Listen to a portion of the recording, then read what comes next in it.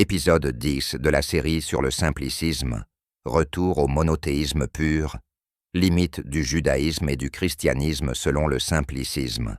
Dans la perspective simpliciste, Dieu est unique, juste, et son message est un, depuis Adam jusqu'à Mohammed, paix et salut sur lui. La vérité religieuse fondamentale n'a jamais changé. L'unicité divine, le retour vers Dieu, et la responsabilité morale. Mais l'histoire humaine montre que ce message unique s'est parfois trouvé limité, particularisé ou altéré au fil des siècles. C'est pourquoi le simplicisme examine les étapes religieuses antérieures, non comme des croyances différentes, mais comme des moments de l'histoire spirituelle, respectables, mais parfois inachevés ou déformés dans leur développement. Selon le simplicisme, le judaïsme représente une étape majeure dans le déploiement du monothéisme, mais une étape historiquement centrée sur une alliance spécifique entre Dieu et un peuple donné. Le message s'est ainsi souvent inscrit dans une logique d'élection plus que dans une vocation de diffusion universelle. Le simplicisme y voit une limite possible. Lorsque le peuple devient le centre, le message peut perdre sa vocation globale. Une autre critique concerne l'accent mis sur un légalisme très strict, où l'accumulation de prescriptions peut obscurcir l'essentiel, à savoir l'unicité de Dieu, la justice et l'humilité. Il évoque également la perspective coranique, selon laquelle les Écritures ont pu subir des altérations au fil du temps, ce qui rend nécessaire une restauration de la clarté première du monothéisme. Dans le judaïsme rabbinique, les non-juifs disposent d'un cadre moral général, mais restent souvent extérieurs à l'alliance centrale.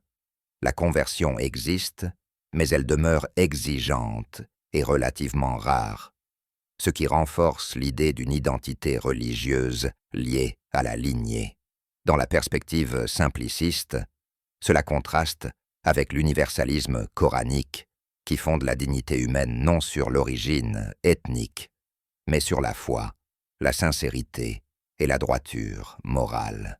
Le simplicisme examine ensuite le christianisme, considéré comme une étape spirituelle importante, mais comme ayant introduit, dans son développement historique, une complexification du monothéisme par la doctrine trinitaire.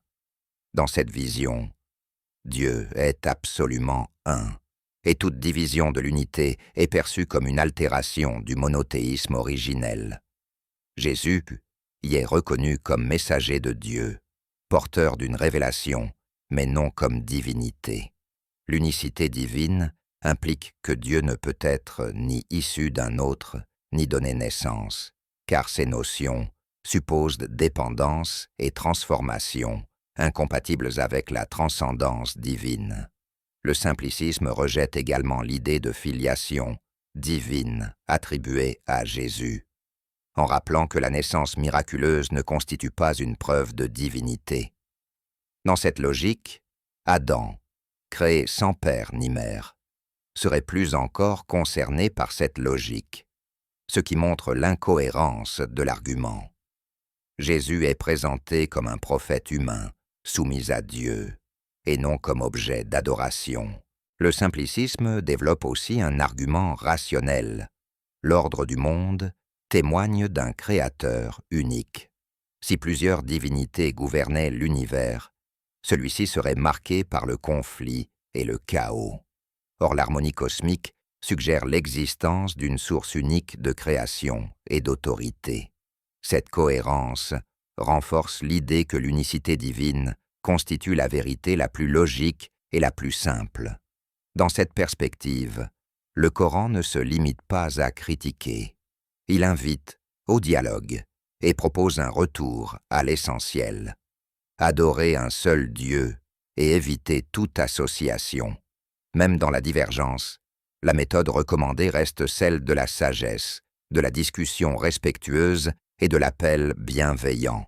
Le texte coranique reconnaît également l'existence de croyances sincères parmi les chrétiens, capables de reconnaître la vérité avec humilité. Le simplicisme aborde aussi la question de l'évangile originel, considéré comme une révélation authentique donnée à Jésus, mais dont la transmission historique aurait introduit des transformations.